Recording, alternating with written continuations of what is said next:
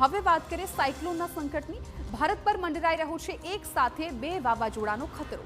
સેન્યાર વાવાઝોડાની અસર હજુ ઓછી થાય એ પહેલા જ દિતવા વાવાઝોડું ધસમસતા વેગે ધસી રહ્યું છે ભારત તરફ। દક્ષિણ ભારતના રાજ્યો પર ઘેરાયું છે એક સાથે બે વાવાઝોડાનું સંકટ। બંગાળની ખાડીમાં બનેલું ડીપ ડિપ્રેશન વધુ મજબૂત બનીને દિતવા વાવાઝોડામાં પરિવર્તિત થઈ ગયું છે। બીજી તરફ નબળું પડી રહેલું સેન્યાર વાવાઝોડું પણ દિતવા સાથે મળીને દક્ષિણ ભારતના દરિયાકાંઠાના વિસ્તારોમાં ભારે તબાહી મચાવી શકે છે। હવામાન વિભાગે વાવાઝોડાના બેવડા ખતરાને જોતા ઉત્તર તમિલનાડુ, પુડુચેરી અને દક્ષિણ આંધ્રપ્રદેશ માટે પ્રી સાયક્લોન એલર્ટ જાહેર કર્યું છે। દિતવા વાવાઝોડું હાલમાં ઉત્તર પશ્ચિમ દિશામાં આગળ વધી રહ્યું છે અને 30 નવેમ્બરની સવાર સુધીમાં તે ઉત્તર તમિલનાડુ, પુડુચેરી, દક્ષિણ આંધ્રપ્રદેશના દરિયામાં નજીક પહોંચશે। બીજી તરફ સેન્યાર વાવાઝોડું નબળું પડીને મલક્કા સ્ટ્રેટ પાસે ડિપ્રેશનમાં ફેરવાઈ ગયું છે, પરંતુ તેનું ભેજવાળું તંત્ર દિતવાને વધુ મજબૂત બનાવી રહ્યું છે, જેને કારણે વરસાદની તીવ્રતા વધવાની પૂરી શક્યતા છે।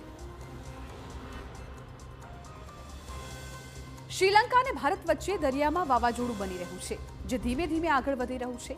માનવામાં આવી રહ્યું છે કે આગામી થોડા જ કલાકોમાં આ વાવાઝોડું આગળ વધશે અને પછી આગામી દિવસોમાં તમિલનાડુ અને આંધ્રપ્રદેશમાં ત્રાટકી શકે। જો આવું થશે તો તમિલનાડુ અને આંધ્રપ્રદેશમાં મુશળધાર વરસાદ પણ પડશે। વાવાઝોડાની આગાહીને લઈને તમિલનાડુની સરકારે હાઈ એલર્ટની જાહેરાત કરી દીધી છે।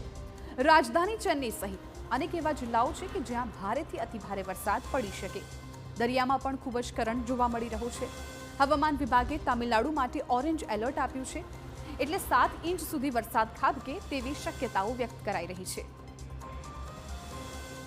હવામાન વિભાગના જણાવ્યા અનુસાર આ બંને વાવાઝોડાની સંયુક્ત અસરને કારણે દક્ષિણ ભારતના 4 રાજ્યોમાં ભારેથી અતિભારે વરસાદની સંભાવના।